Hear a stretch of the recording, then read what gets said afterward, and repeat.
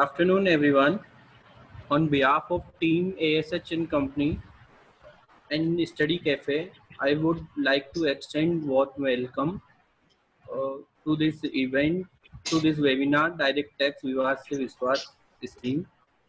I would like to welcome our today's speaker, CA Manoj Lamba ji. My name is CA Vikas Modi, moderator of the session. It is certainly a distinct honor for me to be part of this webinar on the topic Direct Tax Vivad Se Vishwas scheme.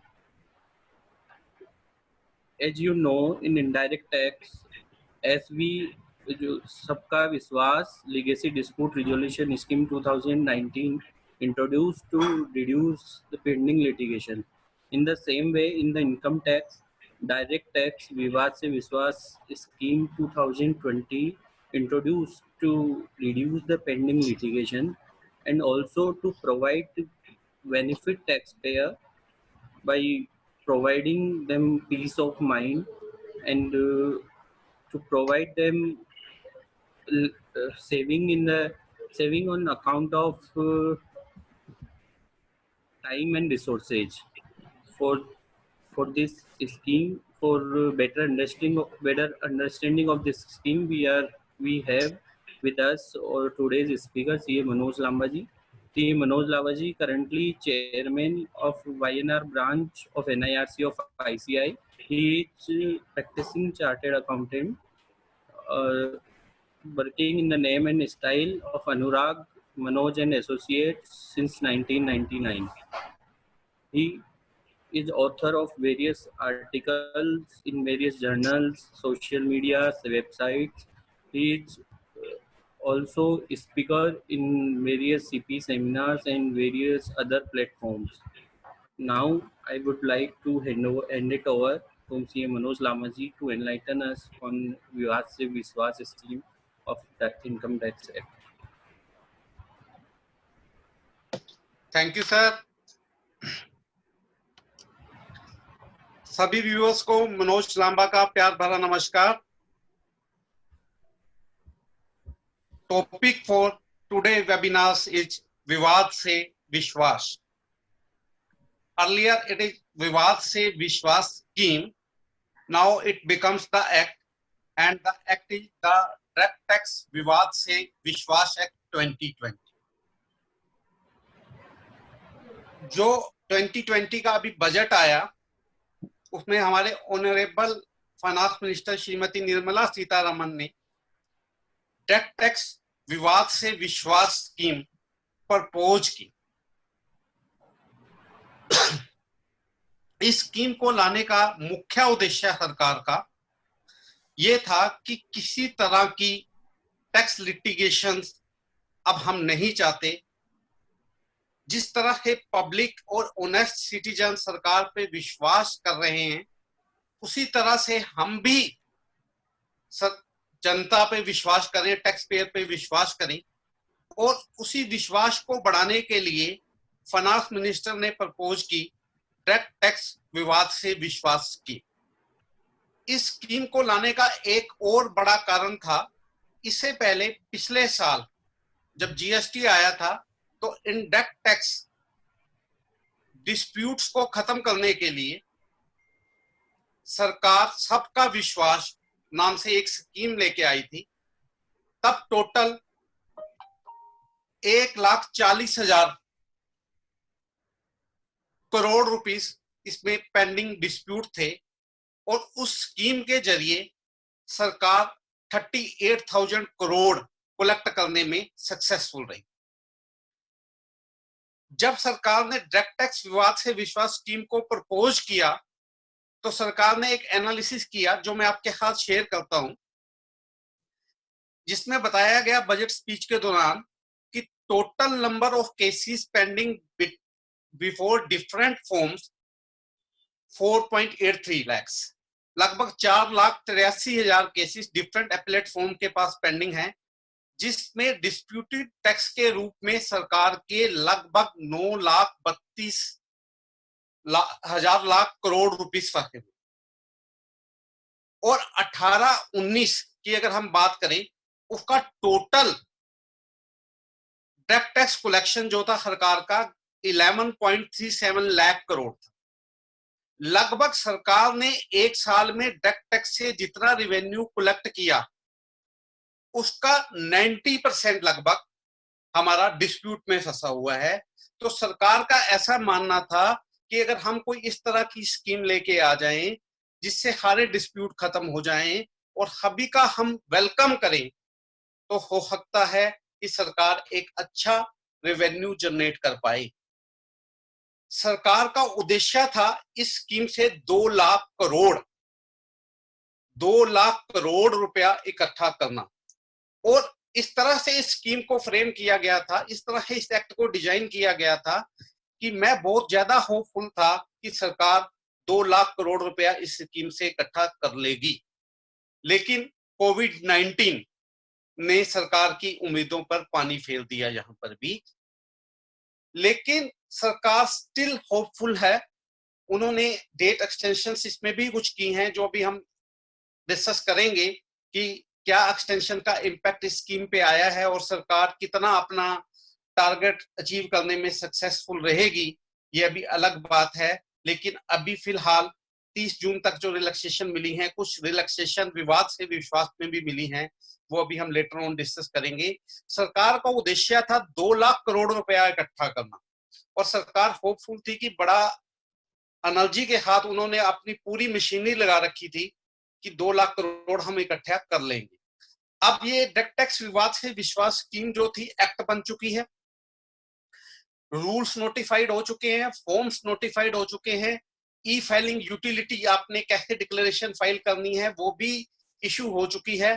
तो सारी चीजें live हैं, लेकिन इंतजार है तो इस Covid lockdown के हटने का, जिससे कि सरकार इस स्कीम को आगे बढ़ा सके।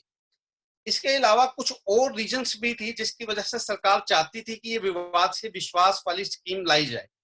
इसमें एक चीज बताना चाहूंगा आपको कि हिंदुस्तान के अंदर जो एवरेज असेसमेंट टाइम है वो 12 to 33 मंथ्स है।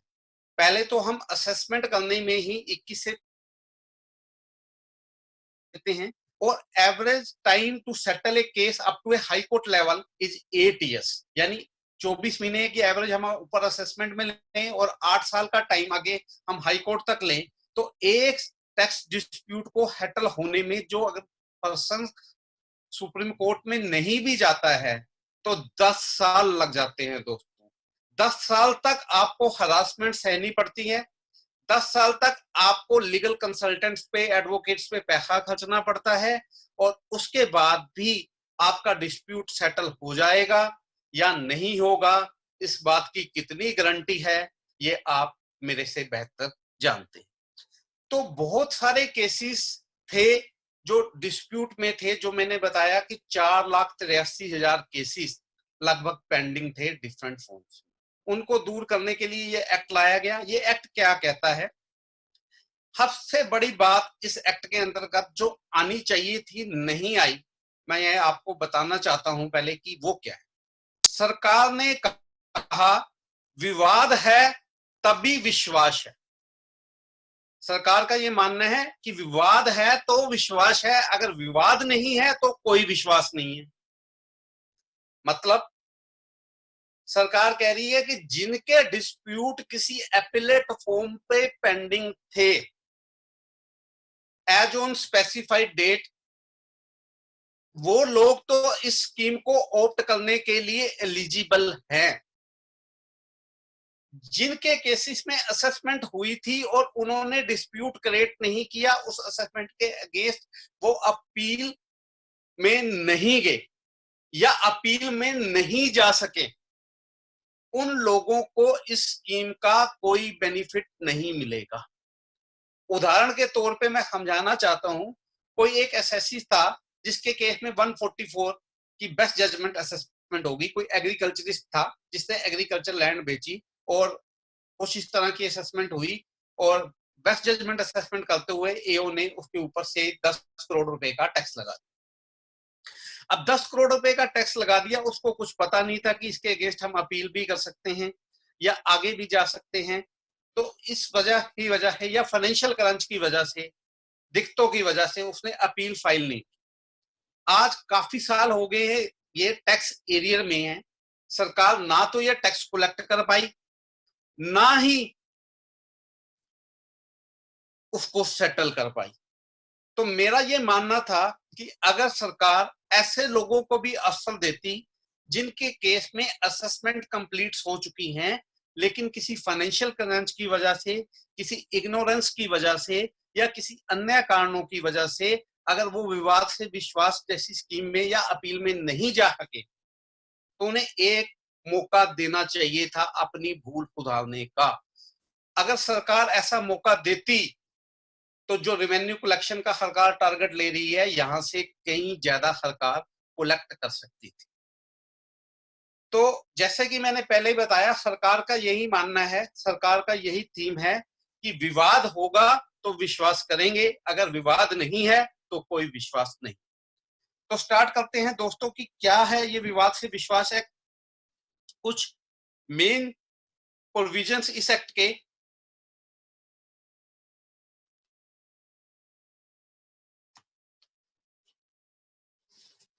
जो मैं आपके हाथ शेयर करता हूं, वन बाय वन स्टार्ट करते हैं।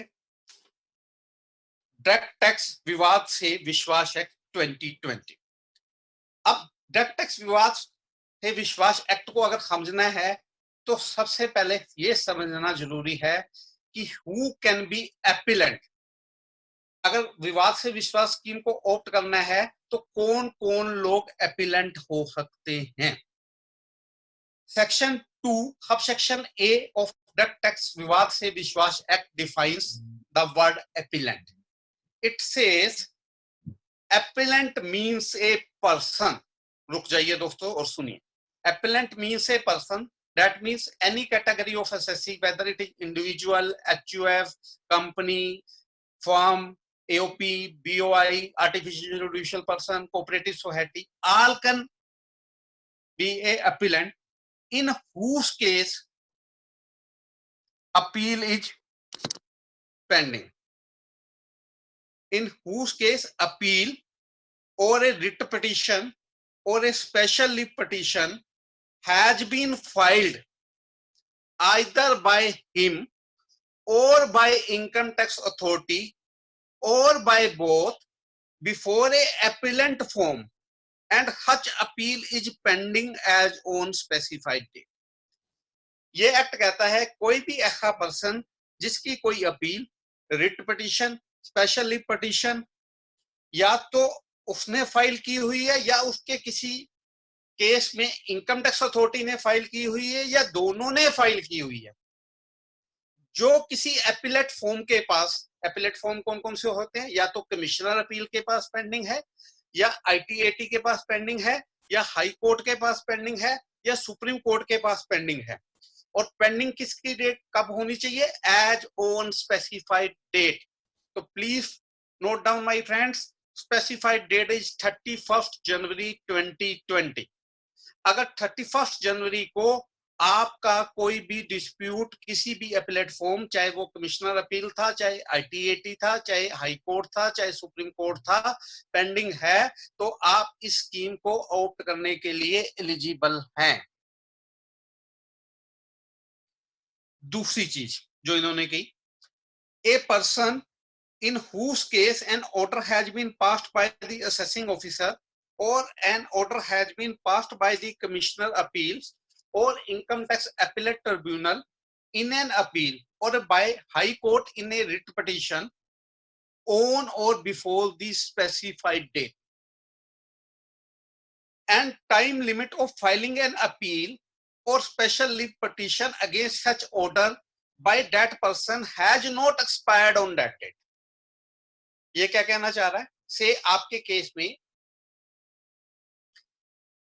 कोई ऑर्डर 5 जनवरी को पास हुआ, आपने कमिश्नर अपील्स के पास जाना था, आप पर जाने तक का समय था 5 फरवरी तक का। 5 फरवरी तक आप कमिश्नर अपील्स के पास जा सकते, लेकिन एज ऑन स्पेसिफाइड डेट जो थी 31 जनवरी 2020, तब तक आपने अपील फाइल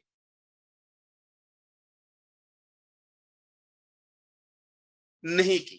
लेकिन अपील फाइल करने का जो 30 डेज का टाइम पीरियड है वो 31 जनवरी 2020 को अभी एक्सपायर नहीं हुआ है। तो ये बाद में पब्लिक की सुजेशंस पे, डिफरेंट इंडस्ट्रियलिस्ट की सुजेशन पे, ऐसे सभी केसेस को भी विवाद से विश्वास एक्ट के लिए एलिजिबल बना दिया गया है जो किसी कारणवश अपील फाइल नहीं कर पाए। थर्ड, ऐसे किसी भी पर्सन के लिए जिसने अपने किसी केस में ऑब्जेक्शन फाइल की हैं डिस्प्यूट रेजोल्यूशन पैनल के पास under section 144C of the income tax act, और डिस्प्यूट रेजोल्यूशन पैनल ने अभी तक कोई फाइनल डायरेक्शन या ऑर्डर पास नहीं किया है, तो ऐसे केसेस जो डीआरपी के पास पेंडिंग हैं उनके केस में भी वो लोग अब इस स्कीम का फायदा उठा पाएंगे। चौथा इंस्टेंस उन्होंने बताया, ऐसा कोई भी पर्सन जिसने डिस्प्यूट रेजोल्यूशन पैनल के पास रिक्वेस्ट मेड की थी और डिस्प्यूट रेजोल्यूशन पैनल ने अपना ऑर्डर सेक्शन 144C में बता दिया है अपना निर्णय, और लेकिन असेसिंग ऑफिसर ने डिस्प्यूट रेजोल्यूशन पैनल के ऑर्डर पर कोई फाइनल ऑर्डर पास नहीं किया है, तो ऐसे लोग भी इस स्कीम का फायदा ले सकते हैं।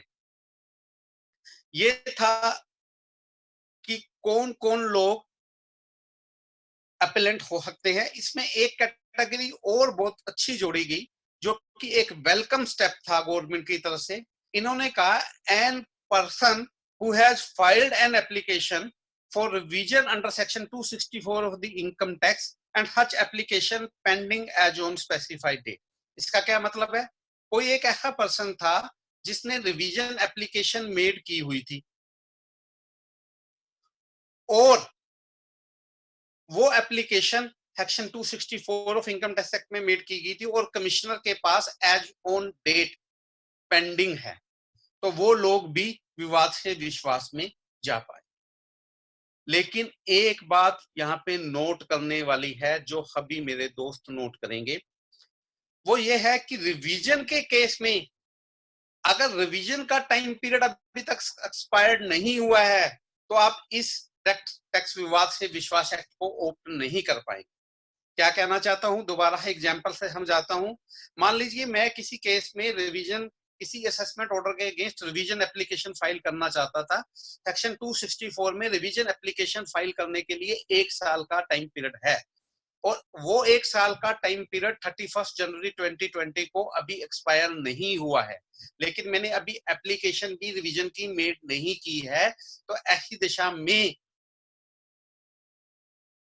ये बेनिफिट मैं नहीं उठा पाऊंगा जो एक्सटेंडेड टाइम पीरियड का था।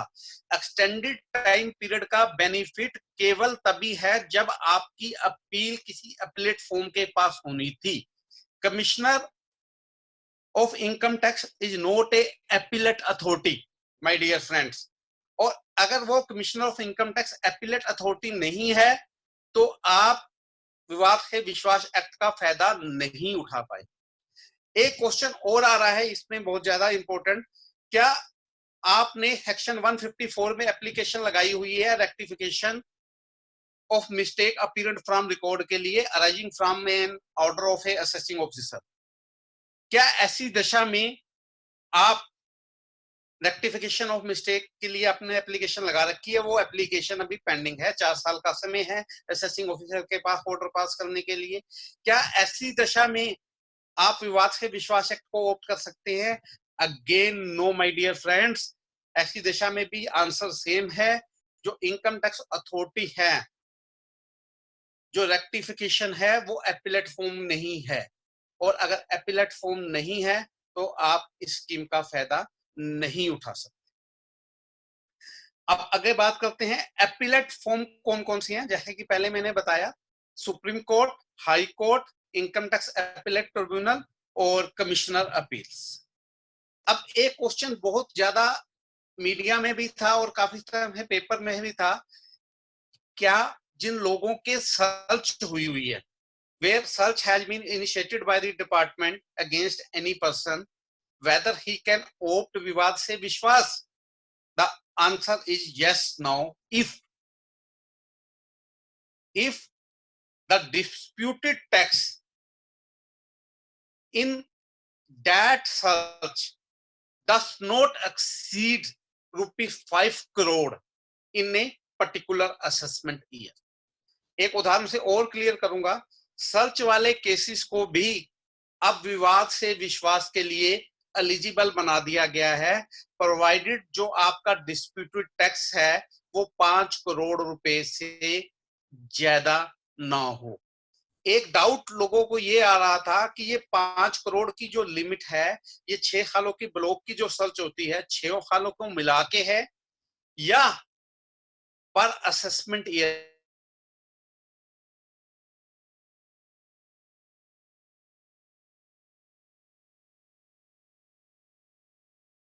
7 असेसमेंट ईयर्स के अगर आपके टैक्स पेंडिंग है तो ऐसी दशा में आपको ये ध्यान देना होगा, जैसे मैंने कहा कि 7 असेसमेंट पेंडिंग है, 4 में आपकी राशि 5 करोड़ से कम है और 2 में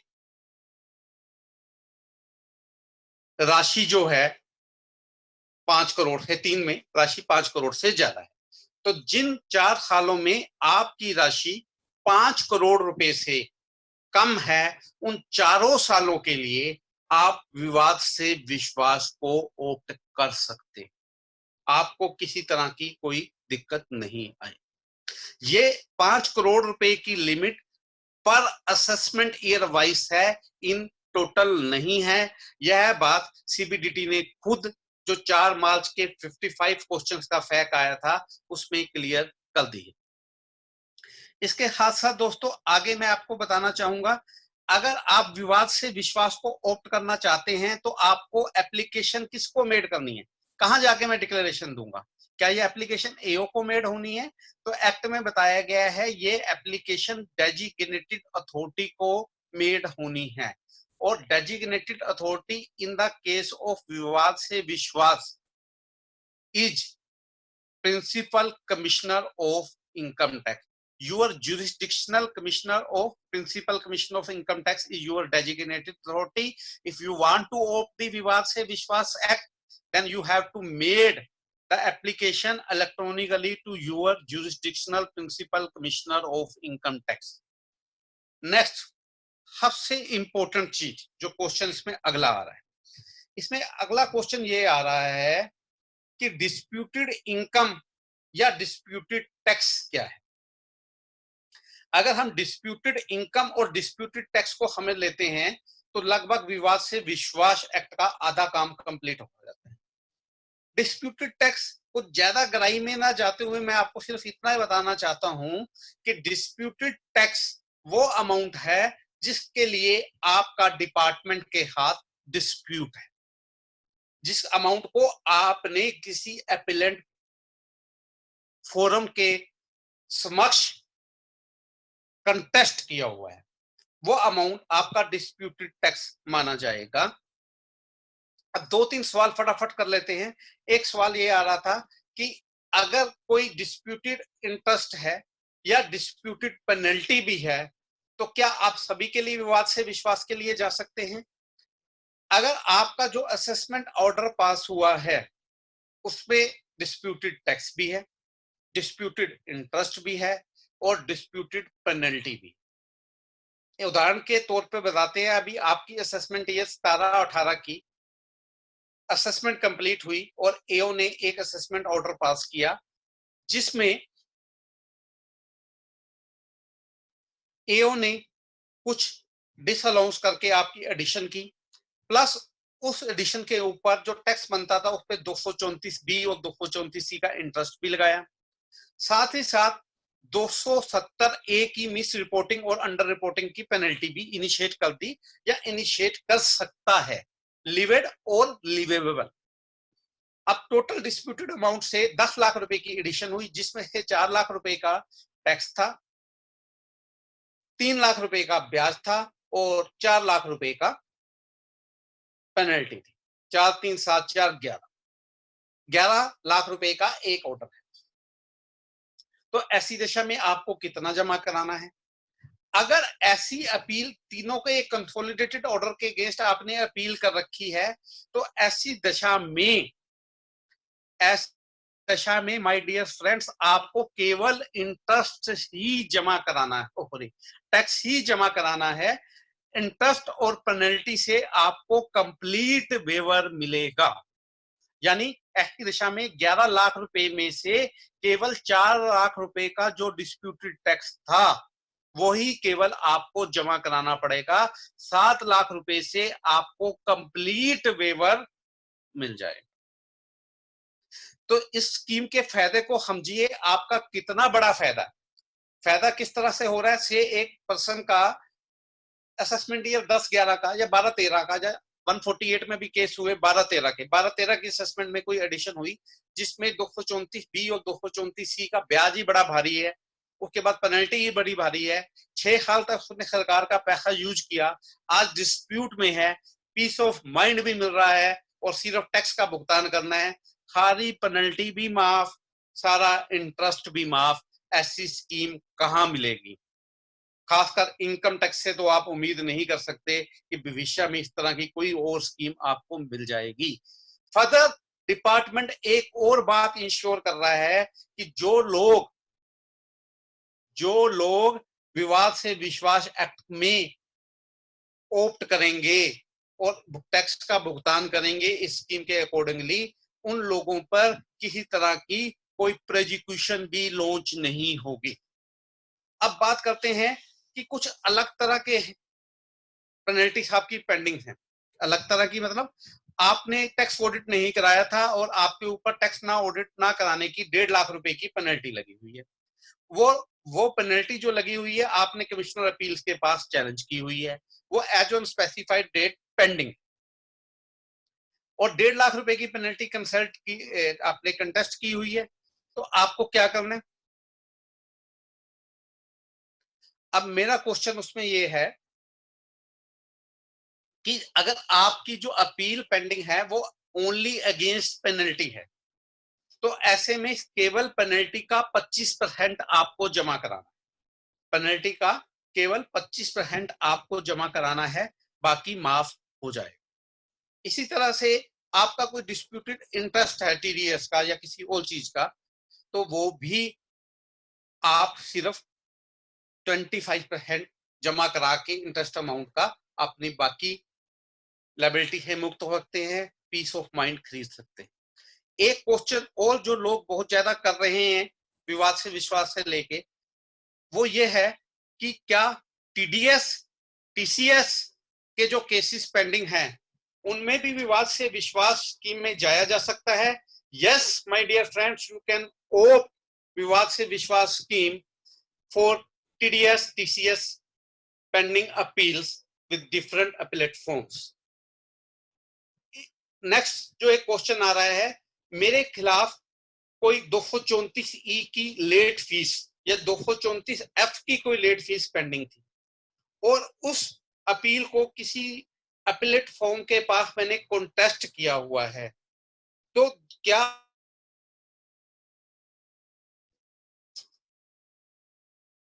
फीस के अगेंस्ट मैं विवाद से विश्वास को ऑप्ट कर सकता हूं? तो इसमें मैं ये बताना चाहूंगा, ऐसी दिशा में आप विवाद से विश्वास स्कीम को ऑप्ट कर पाएंगे।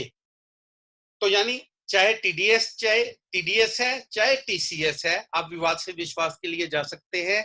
चाहे डिस्प्यूटेड इंटरेस्ट है, चाहे डिस्प्यूटेड पेनल्टी है, चाहे डिस्प्यूटेड फीस क्यों नहीं है 234 और 234 की, तो भी आप अपील में जा सकते हैं। लेकिन 234 और 234 के लिए जो प्रावधान आया है वहां पे मैं सरकार को एक रिकमेंडेशन भी देना चाहूंगा कि 234 और 234 जब एक्ट में इंट्रोड्यूस किए गए तो बहुत से लोगों का ये मानना था क्योंकि ये पैनल नहीं है, ये पेनल्टी नहीं है, ये फीस है, इसलिए ये अपीलेबल नहीं है।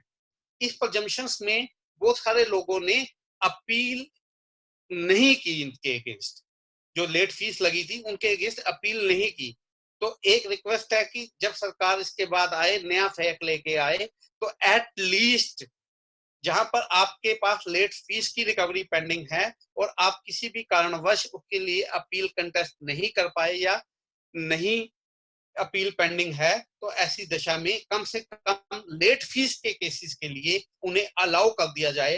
तो सरकार की कई हजार करोड़ रुपए की लेट फीस टीडीएस और टीसीएस की पेंडिंग है, जो सरकार रिकवर करने में सक्सेस हो सकती है, क्योंकि फीस ऐसी है कि जिसके केस में रिलीफ मिलना भी बड़ा मुश्किल है। और अपील में अगर रिलीफ मिलना बहुत मुश्किल है, तो ऐसे केसेस में लोग इस स्कीम को ज्यादा ऑप्ट करेंगे, और ज्यादा ऑप्ट करेंगे तो सरकार को ज्यादा रेवेन्यू। तो बार बार आ रहा है, क्या यह स्कीम सिर्फ इनकम टैक्स के लिए है या वेल्थ टैक्स की जो पेंडिंग अपील है उसके लिए भी आप इस विवाद से विश्वास को ऑप्ट कर सकते हैं? वेल्थ टैक्स के लिए ये स्कीम एप्लीकेबल नहीं है। इसके साथ साथ मैं ये भी बताना चाहूंगा कि कोई सीटीटी पेंडिंग है, कमोडिटी ट्रांजैक्शन टैक्स के रिगार्डिंग अपील है, सिक्योरिटी ट्रांजैक्शन टैक्स के अगेंस्ट अपील है, इक्वलाइजेशन लीवे के रिगार्डिंग कोई अपील है, तो भी आप विवाद से विश्वास एक्ट में नहीं जा सकते। विवाद से विश्वास एक्ट केवल कवर करता है इनकम टैक्स को। अब आगे चलते हैं दोस्तों कि विवाद से विश्वास एक्ट की प्रेस्क्राइब्ड डेट क्या है। तो यहाँ पे मैं बता रहा हूं आपको, प्रेस्क्राइब डेट है 31st, स्पेसिफाइड डेट है 31 जनवरी 2020। 31 जनवरी 2020 इसकी डेट थी, और 31 मार्च तक सरकार पहले बिना किसी पैनल अमाउंट के ये अमाउंट जमा कराने की बात कर रही थी। लेकिन बीच में ये कोविड-19 आ गया। कोविड-19 आने की वजह से सरकार ने अब जो रिलैक्सेशन दी है प्रेस रिलीज के जरिए 24 मार्च 2020 वाली, और फर्दर जो टैक्सेशन अमेंडमेंट एक्ट ऑर्डिनेंस लेके आई है गवर्नमेंट 31 मार्च 2020 को, उसमें इस स्कीम में जाने की समय सीमा को बढ़ाया गया है 30 जून 2020 तक। यानी विवाद से विश्वास स्कीम में जो पहले टैक्स जमा कराने का समय बिना किसी 10% एक्स्ट्रा पेनल्टी के लिए 31 मार्च 2020 था, उसे बढ़ाकर 30 जून 2020 कर दिया गया है। साथ ही साथ बजट में ऐसा बोला गया था कि ये स्कीम 30 जून 2020 तक ही एप्लीकेबल रहेगी, उसके बाद इस स्कीम को आगे नहीं बढ़ाया जाएगा। लेकिन यहाँ पे ये बताना चाहता हूं कि अब 30 जून 2020 क्योंकि बिना किसी पेनल्टी के एक्स्ट्रा पेमेंट करने की डेट है, और फर्दर एक्ट में इस स्कीम के एंड होने की कोई डेट नोटिफाई नहीं की गई। Last date is yet to be notified by the CBDT even after becoming the act बनने के बावजूद भी अभी तक सीबीडीटी ने लास्ट डेट प्रेस्क्राइब नहीं की है इस स्कीम की। तो ऐसी दशा में आपके लिए अभी और खुशखबरी ये है कि 30 जून तक तो आप बिना किसी 10% पेनल्टी के इस स्कीम को ऑप्ट कर सकते हैं, और 1 जुलाई से लेके जो भी सरकार last date of scheme notified करेगी उस डेट तक 10% एक्स्ट्रा पेमेंट के इस स्कीम को ऑप्ट कर पाएंगे। ये मैं बताना चाहता था। उसके बाद आगे चलते हैं कि अमाउंट पे क्या करना है। स्कीम को अगर आप जानना चाहते हैं तो आपने क्या क्या अमाउंट पे करना है, सेक्शन 3 इसके बारे में विस्तार से बताता है। सेक्शन 3 ऑफ डेट टैक्स विवाद से विश्वास एक्ट ये बताता है, ये कहता है कि अगर आपकी अपील में एग्रीगेट अमाउंट इंक्लूडेड था डिस्प्यूटेड टैक्स, इंटरेस्ट चार्जेबल और पेनल्टी लिवेबल और लिवेट, तो आपको केवल अमाउंट ऑफ डिस्प्यूटेड टैक्स जमा कराना है अगर आप पेमेंट करते हैं 30 जून 2020 तक। अगर आपका टैक्स एरिया जो है उसमें टैक्स इंटरेस्ट पेनल्टी डिटरमिन की गई है on the basis of search initiated under section 132 और 132A। सर्च वाले केसेस में भी क्या आपको सिर्फ टैक्स ही जमा कराना होगा? नहीं माय डियर फ्रेंड, टैक्स वाले केसेस में, सर्च वाले केसेस में थोड़ा रिलैक्सेशन तो बहुत ज्यादा मिल गया है, थोड़ा एक्स्ट्रा पे करना पड़ेगा। इस केस में आपको 125% ऑफ डिस्प्यूटेड टैक्स जमा कराना है। से आपके यहाँ सर्च हुई और आपकी 1 करोड़ रुपए की डिस्प्यूटेड डिमांड है, डिस्प्यूटेड टैक्स है, तो आपको यहाँ पर 1,25,00,000 रुपए जमा कराने होंगे अगर ये आप 30 जून 2020 तक जमा कराते। और अगर आपकी अपील जो है, टैक्स एरियर जो है, वो डिस्प्यूटेड इंटरेस्ट, डिस्प्यूटेड पेनल्टी या डिस्प्यूटेड फीस है, तो तीनों दशाओं में आपको 25% जमा कराना है। फिर एग्जांपल डिस्कस करते हैं, टैक्स ऑडिट नहीं कराया, पेनल्टी लगी 1,00,000 रुपए की, तो आपको 1,00,000 का 25% जमा करा के आप इस पेनल्टी का समाधान करा सकते हैं। साथ ही साथ एक एग्जांपल और करते हैं, आपने टीडीएस की रिटर्न से 100 डेज लेट भरी और रुपए रोज के हिसाब से आपके ऊपर 20,000 रुपए की पेनल्टी लगी, तो इस 20,000 रुपए की पेनल्टी का 25% 5,000 रुपए जमा कराकर आप अपने सभी झंझटों से मुक्ति पा सकते हैं, प्रोवाइडेड कि आप इस स्कीम के लिए एलिजिबल हो। अगर आप राशि 30 जून 2020 के बाद जमा कराते हैं, तो ऐसी दशा में आपको डिस्प्यूटेड टैक्स का 10% एक्स्ट्रा जमा कराना पड़ेगा। और इसी तरह से अगर सर्च और सीजर वाला केस है, तो 125% की जगह 135% जमा कराना पड़ेगा। और अगर आपकी जो अपील रिलेटेड है वो डिस्प्यूटेड इंटरेस्ट, डिस्प्यूटेड पेनल्टी या डिस्प्यूटेड फीस के संदर्भ में है, तो ऐसी दशा में आपको 30% जमा कराना पड़ेगा। अब आगे बात करते हैं कि कौन कौन से लोग ऐसे हैं जो विवाद से विश्वास के लिए एलिजिबल नहीं है। वो सभी लोग विवाद से विश्वास के लिए एलिजिबल नहीं है, वो सेक्शन 9 ऑफ टैक्स विवाद से विश्वास एक्ट में बताएगी। सेक्शन 9 ऑफ टैक्स विवाद से विश्वास एक्ट बताता है किन केसेस में विवाद से विश्वास एक्ट के लिए आप एलिजिबल नहीं हैं। इसमें सबसे पहले वो सर्च केसेस हैं जहां पर पेंडिंग डिस्प्यूटेड अमाउंट 5 करोड़ पर असेसमेंट ईयर से ज्यादा है। आपके यहाँ सर्च हुई थी और सर्च में जो डिमांड किसी पर्टिकुलर ईयर के लिए जनरेट हुई वो 5 करोड़ से ज्यादा है, तो वो पर्टिकुलर ईयर में आप विवाद से विश्वास में जाने के लिए एलिजिबल नहीं। इसी तरह से एक बड़ा इंपॉर्टेंट केस ये आ रहा है कि जहां पर डिपार्टमेंट ने आपके खिलाफ पेनल्टी प्रोसीडिंग्स इंस्टीट्यूटेड कर दी हैं किसी कोर्ट ऑफ लॉ में, तो क्या आप विवाद से विश्वास के लिए एलिजिबल हैं? यहां पर दोस्तों मैं बताना चाहूंगा, एक्ट में वर्ड यूज किया गया है प्रोसिक्यूशन इंस्टीट्यूटेड। प्रोसिक्यूशन इनिशिएटेड और प्रोसिक्यूशन इंस्टीट्यूटेड में फर्क है। अगर आपके केस में केवल प्रोसिक्यूशन प्रोसीडिंग इनिशिएट की गई हैं, तो आप कंपाउंडिंग फॉर ऑफेंसेस के लिए सेक्शन 279 सब सेक्शन 2 में प्रावधान है इनकम टैक्स के। Section 279 sub section 2 compounding of offences से डील करता है, जिसमें आपके ऐसे सभी ऑफेंस जिसमें अभी प्रोसिक्यूशन इंस्टीट्यूट नहीं हुई है उसे आप कंपाउंड करा सकते हैं कंपाउंडिंग फीस पे करके। और अगर आप एक बार ये कंपाउंड करा लेते हैं भाग दौड़ करके, मेहनत करके, तो आप इस स्कीम में जाने के लिए एलिजिबल हो जाएंगे। अगर आप कंपाउंडिंग नहीं करा पाते और आपके खिलाफ प्रोसिक्यूशन प्रोसीडिंग इंस्टीट्यूटेड हो गई हैं, तो आप विवाद से विश्वास में नहीं जा पाएंगे।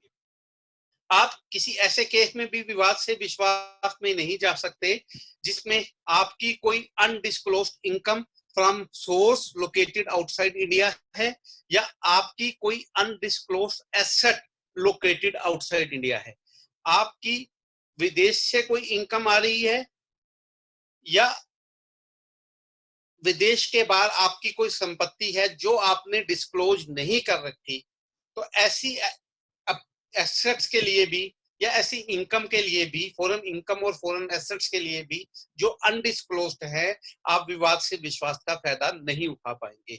इसके साथ कोई भी ऐसे असेसमेंट हैं जो on the basis of information received under section 90 और 90A के बेसिस पे टैक्स एरिया है, जिन कंट्रीज के हाथ हमारे डबल टैक्सेशन अवॉइडेंस एग्रीमेंट हैं, उस ट्रीटीज के अगेंस्ट कोई इंफॉर्मेशन आई है और उस इंफॉर्मेशन को यूज करते हुए कोई असेसमेंट या असेसमेंट पेंडिंग है, तो ऐसे देशेस में भी, ऐसे केसेस में भी आप विवाद से विश्वास को ओप्ट नहीं कर पाएंगे। इसके अलावा कुछ एक्ट बताए गए हैं जिनके अगेंस्ट अगर आपके खिलाफ कोई मुकदमा चलाया जा रहा है तो भी आप विवाद से विश्वास में नहीं आएंगे। ये एक्ट बताने यहाँ पे बहुत ज्यादा जरूरी हैं। इनमें पहला एक्ट है the Unlawful Activities Prevention Act 1967, second the Narcotic Drugs and फिजिकोटिक Substances Act 1985, third the Prevention of Corruption Act 1988, fourth the Prevention of Money Laundering Act 2002, and fifth the Prohibition of Benami Property Transaction Act 1988। In act के अंदर आपके खिलाफ कोई मुकदमा चलाया जा रहा है तो आप विवाद से विश्वास स्कीम में जाने के लिए एलिजिबल नहीं। इसी तरह कोई भी इनकम टैक्स का मैटर है जिसमें आपके खिलाफ आईपीसी में या code of code of criminal procedure act 1908 में कोई मुकदमा चलाया जा रहा है तो वहां पर भी विवाद के विश्वास को आप ओप्ट नहीं कर पाएंगे। अब सबसे बड़ी बात ये आती है, अगर आप विवाद से विश्वास को ओप्ट करना चाहते हैं तो आपके पास क्या प्रोसीजर है, आप कैसे विवाद से विश्वास को ओप्ट कर पाएंगे। तो section 4, my dear friends, section 4 is very important, which tell us the procedure how to take the benefit of this entire act, how to file the declaration, which order is to be passed by designated authority, what is the time period of payment of taxes. All these things are mentioned in section 4. Section 4 says कि सबसे पहले जो व्यक्ति विवाद se Vishwas act में जाना चाहता है उसे डेजिग्नेटेड अथॉरिटी के पास उस फॉर्म में और उस तरह है वेरीफाई करके एप्लीकेशन मेड करनी होगी, एक डिक्लेरेशन मेड करनी होगी जैसा कि प्रिस्क्राइब किया जाएगा। यानी any person who wants to avail the benefit of Vivad se Vishwas act has to file a declaration as specified under section 4 of the Tax Vivad Se Vishwas Act with the designated authority. Now the question arises whether form has been prescribed. Yes, the form has been prescribed. Yes, the form has been prescribed. You have to file form number 1 for this.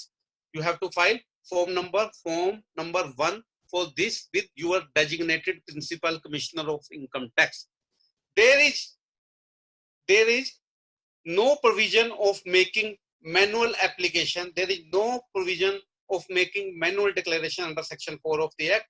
If you want to opt this scheme, you have to file declaration electronically through your e-filing portal under the tab Vivad Se Vishwas. Here form 1 is coming. You have to file this form 1, giving his declaration to file the return. साथ ही साथ दोस्तों यहाँ पे ये भी बताना चाहूंगा कि फॉर्म 1 अगर फाइल होना है तो इलेक्ट्रॉनिकली ही होना है, मैनुअल का कोई प्रोसीजर नहीं है। फॉर्म 1 के साथ फॉर्म 2 भी फाइल करना होगा। फॉर्म 2 क्या कहता है? फॉर्म 2 ये कहता है कि मेरे पास किसी भी एक्ट में इनकम टैक्स अथॉरिटीज के खिलाफ जाने के कोई भी अगर राइट्स हैं तो इस स्कीम को ऑप्ट करने के बाद मैं अपने वो सारे राइट्स छोड़ दूंगा या खो दूंगा। Form 1 and form 2 has to be filed simultaneously. Please note that form 1 and form 2 has to be filed simultaneously. No one can file form 1 or form 2 alone or separately. There is no provision like that. If you log in your e-filing portal, you will find that when you complete the form 1, it will ask you to file the form number 2. Now next step, आपने declaration file कर दी। अब declaration file करने के बाद क्या होने वाला, ये ध्यान से सुनिएगा। अब सेक्शन 2 है सेक्शन 4 का। जिसमें इसके बारे में ज्ञान दिया गया है। वो कहता है upon the filing of declaration, declaration file होने पर, any appeal pending before the income tax appellate tribunal or commissioner appeal in respect of disputed income or disputed interest or disputed penalty or disputed fees and tax area shall deem to have been withdrawn। वो कह रहा है कि अगर आपकी कोई appeal commissioner appeals के पास pending थी या इनकम टैक्स अपीलेट ट्रिब्यूनल के पास पेंडिंग थी, तो वो अपील विड्रॉन मानी जाएगी। ऐसा माना जाएगा कि आपने कोई अपील फाइल ही नहीं की थी। लेकिन किस डेट से, ये बड़ा इंपॉर्टेंट है, किस डेट से? डिक्लेरेशन फाइल करने की डेट से या डिक्लेरेशन एक्सेप्ट होने की डेट से। बड़े इंपॉर्टेंट है दोस्तों, डिक्लेरेशन फाइल होने से अपील विड्रॉन मानी जाएगी या डिक्लेरेशन एक्सेप्ट होने की डेट से विड्रॉन मानी जाएगी। तो यहाँ पर सब सेक्शन 2 और सेक्शन 4 कहता है कि ये किस डेट से विड्रॉन मानी जाएगी? From the date on which certificate under subsection 1 of section 5 is issued by designated. अब मैं थोड़ा सा समझाता हूँ। यहाँ फॉर्म 1 और फॉर्म 2 आपने फाइल किया। अब जो डेजिग्नेटेड अथॉरिटी है, जो कि आपका jurisdictional principal commissioner of income tax है, उसे ये राइट है कि वो चाहे तो ये डिक्लेरेशन एक्सेप्ट करे, चाहे तो ये डिक्लेरेशन रिजेक्ट करे। वो के कई कारण हो सकते हैं जो हम विस्तार से कभी बाद में चर्चा करेंगे, लेकिन उसके पास राइट है। अगर आपकी डिक्लेरेशन वो एक्सेप्ट करता है तो ऐसी दिशा में वो आपको एक ऑर्डर पास करके फॉर्म नंबर 3 में भेजेगा। फॉर्म नंबर 3 में भेजेगा। आपने भरा फॉर्म 1 और फॉर्म 2। फॉर्म 1 डिक्लेरेशन फॉर्म था, फॉर्म 2 अंडरटेकिंग थी कि आप अपने सारे राइट छोड़ रहे हैं। फॉर्म 3 में डेजिग्नेटेड अथॉरिटी से सर्टिफिकेट आया कि this is the amount payable in your case. अब इसमें यहां पर रुकना पड़ेगा। से मैंने फॉर्म 1 भरा और उसमें कहा कि मेरा डिस्प्यूटेड टैक्स तो 10 लाख रुपए बनता है। आई एम रेडी टू पे 10 lakhs if my declaration is accepted by the designated authority. लेकिन इनकम टैक्स ने देखा कि कुछ वेरिएशन थी, कुछ गलती थी, उसने ये अमाउंट इनहांस करके 10 लाख से 10,50,000 रुपए। अब एसएससी के पास 2 ऑप्शन है, या तो 10,50,000 रुपए को एक्सेप्ट कर ले, 10,50,000 रुपया जमा करा दे, जितना उसने बढ़ाया था 50,000 रुपया। अगर वो एक्सेप्ट नहीं करता तो क्या वह उसके ऑर्डर को चैलेंज कर सकता है? इसके बारे में कहीं भी क्लैरिफिकेशन नहीं। क्या डेजिग्नेटेड अथॉरिटी का जो ऑर्डर है वो अपीलेबल है under section 246A? Appealable order है? तो my dear friends, I want to tell you it is not appealable. Order of a designative authority under Vivad se Vishwas act can never be appealable in any circumstance. In any circumstances. It is very very important. But आपको कोई गलती मिली, आपने 10 लाख रुपए है application file की थी, officer कह रहा है 10,50,000 रुपए। आप कहते हो कि ये मिस्टेक अपीरेंट फ्रॉम रिकॉर्ड है, क्या मैं 10,50,000 को मान के अपनी रिवाइज्ड डिक्लेरेशन फाइल कर सकता हूं with in time period of this विवाद से विश्वास?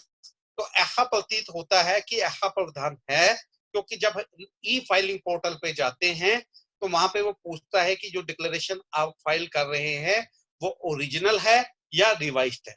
अगर रिवाइज्ड का प्रोविजन आ रहा है तो दैट मीन्स ये है कि एक्ट आपको परमिट कर रहा है कि आप अपनी डिक्लेरेशन को रिवाइज्ड भी कर सकते हैं। तो आपने तो कहा कि झगड़ा निपटाना है कि 10 लाख क्या और 10,50,000 क्या, झगड़ा निपटाते हैं और दोबारा है डिक्लेरेशन फाइल करते हैं। ऐसी दशा में अगर आप 10,50,000 रुपए की डिक्लेरेशन रिवाइज्ड फाइल कर देते हैं तो still you can opt this. लेकिन ऐसी दशा में असेसिंग ऑफिसर को भी रिवाइज्ड, डेजिग्नेटेड अथॉरिटी को भी रिवाइज्ड ऑर्डर पास करना पड़ेगा। ऐसी मेरी पर्सनल ओपिनियन। अब सेक्शन 3 उसके बाद क्या कहता है? सेक्शन 4 का अब section 3, where a declarant has been filed any appeal before the appellate form or any writ petition before the High Court or Supreme Court against any order of the tax area, he shall withdraw such appeal or writ petition with the leave of the court wherever required after the issue of the certificate under subsection 1 of section 5 and furnish the proof of such withdrawal along with the intimation of payment to the designated authority under subsection 2 of section 5. अब ये क्या कह रहा है, अगर आपकी appeal थी commissioner appeal के पास या आईटीटी के पास, वो तो डीम टू बी विड्रॉल मानी जाएगी उस डेट से जिस डेट को डेजिग्नेटेड अथॉरिटी ने आपको सर्टिफिकेट इशू कर दिया। परंतु अगर आपकी अपील हाई कोर्ट या सुप्रीम कोर्ट या और किसी अपीलेट फॉर्म में पेंडिंग थी other than this two, then you have to withdraw the appeal with the leave of court and to provide the proof of same to the designated authority along with the payment of tax. अब ये क्या हो रहा है, आपका high court में case pending था, case pending था और आपने वो केस विड्रॉ करना है। विड्रॉ करने के बाद विड्रॉवल का प्रूफ आपने डेजिग्नेटेड अथॉरिटी को देना है along with the payment of disputed tax. अब मानते हैं कि आपने अपील भी विड्रॉ कर ली और विड्रॉवल का प्रूफ भी आपके पास आ गया और आपने पेमेंट भी कर दी। क्या ये पेमेंट करने के बाद डेजिग्नेटेड अथॉरिटी को बताना है, yes my dear friends, you have to inform your designated authority electronically again in form number 4। Form number 4 इसके लिए प्रिस्क्राइब्ड है, intimation of payment of tax to the designated authority. यानी फॉर्म 1 डिक्लेरेशन का था, form 2 undertaking था, form 3 order था जो designated authority से आया था, फॉर्म 4 में आप इंटीमेशन दे रहे हैं किस बात की, इस बात की कि आपने टैक्स की पेमेंट कर दी है। लेकिन जब ये आप टैक्स की पेमेंट का प्रूफ अपलोड करने लगेंगे तो ऐसे में आपको, अगर आपकी हाई कोर्ट में या सुप्रीम कोर्ट में या किसी और प्लेटफॉर्म में अपील पेंडिंग थी तो आपको बताना होगा कि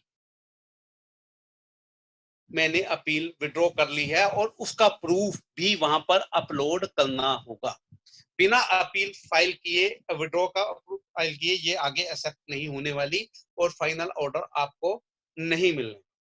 अब बात आती है कि अगर मैं विवाद से विश्वास एक्ट में मेरा टैक्स डिटरमिन्ड हो गया से 10 लाख रुपीस और मेरे को 10 लाख रुपीस जमा कराने हैं, तो क्या इसके लिए कोई सेपरेट चालान फॉर्म नोटिफाई किया गया है? तो यहाँ पे मैं बताना चाहूंगा इसके लिए कोई सेपरेट चालान फॉर्म नोटिफाई नहीं किया गया है। अगर आप कोई टैक्स की पेमेंट करना चाहते हैं तो वो ITNS चालान नंबर 280 में होगी अगर वो पेमेंट इनकम टैक्स से संबंधित है, और चालान नंबर 281 का आप प्रयोग करेंगे अगर ये पेमेंट TDS और TCS से संबंधित है। डायरेक्ट टैक्स विवाद विश्वास एक्ट में इनकम डिस्क्लोजर स्कीम की तरह कोई सेपरेट चालान नोटिफाइड नहीं। इसके बाद दोस्तों मैं थोड़ी ही चीजें और लेना चाहता हूं। आपने पेमेंट का प्रूफ दे दिया और पेमेंट के प्रूफ के साथ ही असेसिंग ऑफिसर को अब ऑर्डर पास करना है। असेसिंग ऑफिसर ने कहा भी सब कुछ ठीक ठाक हो गया, तो असेसिंग ऑफिसर आपको फाइनल सर्टिफिकेट देगा कि आपके सारे डिस्प्यूट अब सेटल्ड हो गए हैं और आपके खिलाफ कोई इम्यूनिटी, आपको कोई प्रोसिक्यूशन लॉन्च नहीं की जाएगी। अगर कोई प्रोसिक्यूशन लॉन्च है तो वो विड्रॉल मानी जाएगी, ऐसा income tax authority designated authority form number 5 में बताएगा। So that means there are 5 forms.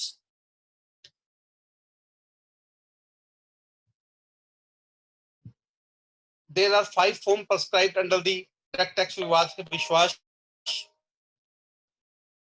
Act. Form number 1, form of filing the declaration. Form number 2, undertaking to waiver of your all rights and available under any of the acts. Form number 3, order of the designated authority determining the sum payable. Form number 4, intimation of payment under the Vivad se Vishwas Act to the designated authority. And form number 5, full and final order of designated authority. तो ये एक procedure बताया उन्होंने, इस तरह से होगा। अब सबसे बड़ी बात ये आती है, मैंने डिक्लेरेशन फॉर्म फाइल किया है। अब डिक्लेरेशन फॉर्म फाइल किया है तो कितने दिन के अंदर डेजिग्नेटेड अथॉरिटी को मेरे को बताना है। तो इसमें टाइम पीरियड दिया गया है 5 दिन का। 15 दिन का, 15 दिन के अंदर डेजिग्नेटेड अथॉरिटी को इन्फॉर्म करना है और 15 दिन ही आपको मिलेंगे टैक्स का भुगतान करने के लिए। 15 दिन डेजिग्नेटेड अथॉरिटी को, 15 दिन आपको, इसके अंदर ही आपने टैक्स जमा कराना है। अब कई सारी चीजें स्टिल नॉट क्लियर है। अब पहली चीज ये है कि 15 दिन का टाइम पीरियड आपको दिया गया, आपने एप्लीकेशन लगाई, डेजिग्नेटेड अथॉरिटी ने वो एप्लीकेशन के हाथ अमाउंट डिटरमिन करके आपको फॉर्म नंबर 3 में इन्फॉर्म कर दिया कि जमा करा। 15 दिन के अंदर आप राशि जमा नहीं करा, कोई फाइनेंशियल क्रंच की वजह है, कुछ कोविड-19 की वजह से भी लिक्विडिटी क्रंच हो जाएगा, आप वो जो डिक्लेरेशन फाइल की थी वो राशि जमा नहीं करा पाए तो क्या होगा? ऐसे में आप अपील तो पहले ही विड्रॉ कर सकते हो, लेकिन ऐसा माना जाएगा कि जैसे आपने कभी डिक्लेरेशन फाइल ही नहीं की। लेकिन अब क्वेश्चन ये आता है, से मेरे 10 लाख रुपए की राशि थी और मैंने 5 लाख रुपए तो जमा करा दिए, 5 लाख रुपए अभी बाकी है जो मैं जमा नहीं करा पाया, तो क्या मेरे को ये 5 लाख रुपए रिफंड मिलेंगे? तो यहां पे मैं ये बताना चाहता हूं, जो अमाउंट आप विवाद से विश्वास एक्ट के डिक्लेरेशन के अंतर्गत जमा करा दोगे, वो अमाउंट किसी भी सिचुएशन में रिफंडेड नहीं होगा। Please note that amount can never be refunded in any situation. तो या तो अमाउंट आप पूरा जमा कराइए, अगर नहीं है तो ना जमा कराइए, लेकिन अगर आप जमा कराते हैं तो पूरा कराइए। ये पहले आप ध्यान से तय कर लें कि आपकी फाइनेंशियल वायबिलिटी आपको अलाउड करती है कि आप ये अमाउंट जमा करा पाएंगे या नहीं करा पाएंगे। एक क्वेश्चन और आ रहा है कि से मेरी 10 लाख रुपए का डिस्प्यूटेड टैक्स था, मेरा 10 लाख रुपए का डिस्प्यूटेड टैक्स था और 10 लाख रुपए के डिस्प्यूटेड टैक्स में से मैंने 5 लाख रुपए तो 30 जून से पहले जमा करा दी, बाकी के 5 लाख रुपए मैंने 30 जून के बाद जमा कराए। क्या ऐसा हो सकता है कि पार्ट पेमेंट तो मैं बिफोर स्कीम कर दूं और पार्ट पेमेंट आफ्टर स्कीम करूं, मतलब विदाउट पेनल्टी करूं और 50% आफ्टर पेनल्टी करूं, या कुछ हिस्सा मैं पहले करूं कुछ हिस्सा मैं बाद में करूं? क्या ऐसा पॉसिबल है? तो यहाँ पे यहाँ बताना चाहता हूं कि ऐसा पॉसिबल नहीं है। ऐसा इसलिए पॉसिबल नहीं है क्योंकि विवाद से विश्वास में स्कीम के बारे में इस बात पे भी कोई क्लैरिफिकेशन नहीं है कि आप पार्ट पार्ट पे पेमेंट कर सकते हैं या नहीं कर सकते। एक क्वेश्चन और है जो बहुत लोगों का कॉमन है, वो ये है कि से आपको पता है कि आपको अपील में जाने के पहले आपको अपनी डिस्प्यूटेड डिमांड का 20% जमा कराना होता था, या फिर जब आप ट्रिब्यूनल में जाने लगते थे डिपार्टमेंट इंसिस्ट करता था कुछ और राशि जमा कराने के लिए। से आपका जो डिस्प्यूटेड टैक्स है वो 2 लाख रुपए है और आपने ऑलरेडी 1.5 लाख रुपया जमा कराया, तो अमाउंट पेबल कितना होगा विवाद से विश्वास में? तो मैं यहाँ पे बताना चाहता हूँ कि 2 लाख रुपए टोटल डिस्प्यूटेड टैक्स था, 1.5 लाख आपने ऑलरेडी जमा कराया हुआ है, तो 50 ही और जमा करा। एक क्वेश्चन और आ रहा है कि 2 लाख रुपए डिस्प्यूटेड टैक्स था, मैंने तो ऑलरेडी 3 लाख रुपए जमा कराए हुए हैं, क्या 1 लाख रुपए विवाद से विश्वास को ओप्ट करके मैं रिफंड ले सकता हूं? It is very very important question, whether excess amount paid all the disputed tax can be refundable. Yes, yes my dear friends, it is refundable, but without any interest under section 244A of the income tax act 1961। ये excess amount आपको refund हो जाएगा लेकिन बिना किसी ब्याज के। एक क्वेश्चन और लोगों का बहुत कॉमन है जो मैं क्लियर करना चाहता हूं, वो ये है कि मेरे केस में सीआईटी अपील के पास अमाउंट पेंडिंग था और सीआईटी अपील ने मेरे केस में कोई इनहांसमेंट ऑर्डर पास कर दिया है, कोई इनहांसमेंट ऑर्डर पास कर दिया है, तो क्या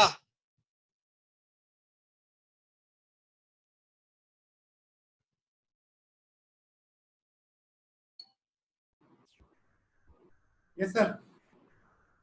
हेलो, हाँ जी सर, लिसन टाइम है? हाँ sir, you can take 1 or 2 minutes sir. 1 2 minute more. Question sir. हाँ चलिए फिर मैं ना ऐसा करते हैं, जो बचा हुआ पोर्शन है कभी फिर ले लेंगे, ये क्वेश्चन ले लेते हैं पहले। ठीक है सर, अभी आप 2-3 मिनट आप रेस्ट कर लीजिए सर, ठीक है ना sir? Then we take question, we have around 22 questions we have sir, you can take rest for 1 or 2 minutes.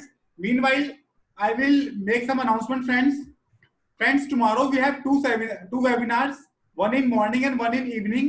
Tomorrow morning we have webinar on 11 AM in which we have a topic of deeming fiction in Income Tax Act 1961, which will be taken by CA Advocate Kapil Goyal ji. And we have another topic which will be at 4 PM. In that we have a impact of COVID-19 on stock market and its future prospect. It will be taken by the very renowned faculty of stock market. So friends, kindly register for tomorrow webinar also. We have now, on the request of all participants, we have increased our capacity from 100 to 500. You can find the link for tomorrow's webinar in chat box. All the links are available. At the end of this webinar, we will also share the ebook shared by CA Manoj Lama ji on this topic. We will send ebook via email also, and we will also upload this ebook on our website, so that you all can take it very easily. So, so sir, we are starting with the questions. No problem, first start. Yeah. The first question by someone whose name is not mentioned: if there is pending case with CIT appeal and assessed is interested, assessee is interested to opt Vivad se Vishwas scheme, is penalty will be leviable under section 271C if assessing officer issued notice and hold the notice due to the case is pending with CIT, or penalty 271C also abolished without any hearing, or assessing officer has right to initiate penalty under 217C and pass the order. Sir, it is very, very clear that if a consolidated order is passed along with interest and penalty leviable or penalty levied, the word used is penalty leviable or penalty levied, all the penalties for which proceeding is yet to be initiated are completely waived. Okay. If you paid only the tax amount, you have to pay only the tax amount, all the penalties and all the interest is completely waived. There you go. Sir, there is another question by Mr. Kapoor. Okay. In case of appeal disallowed by CIT appeal on 25th November and assessee not received order, the assessee had applied for the order but could not receive till lockdown period. Can assessee opt for Vivad se Vishwas scheme? Sir, you still have a time because your appeal has been decided on 25th November. Yes. If you want to go to ITAT, but sir, this time limit for 60 days, and 60 days expire on 24th of January. The time limit of 60 days start from the date of service of order, date of receipt of order, not from the date of passing of order. But in that e-proceeding era, that electronic assessment era, the every order passed by the Commissioner Appeal for whatever authority has been posted on your e-filing portal. If it is pasted on your portal or on your email ID, then you are not eligible. But if you have to get a physical copy of the same, in any case, you are eligible as per my opinion. Okay. So there is another question of Mr. Ankit Bhardwaj. Okay. Order passed by CIT appeal, but we cannot file appeal within ITAT within time limit, and so prescribed date of appeal cannot be filed at the time, that is 17 April 2020. Can condonation of delay possible to avail benefit of Vivad se Vishwas? You have already preferred an appeal or not? Sir, they want to file, but they not filed yet. No, condonation of delay is not possible now. Not possible now. Okay. Next question. Yes, sir. Hello. हाँ दीपक जी. हाँ मैं next question ले रहा था. Next question is from Ravi ji. AO is passed order under section 144, but if we submit the confirmation of loan, the liability will come down to 10 lakhs instead of 5 crore. Please advise. Once again, sir, please. AO is passed order under section 144, but if we submit the confirmation of loan, the liability will come down to 10 lakhs instead of 5 lakhs. instead of 5 crore. Submit the confirmation of loan means? I don't know, sir. I think question is not clear. Let me see if he is available, though he can ask his query.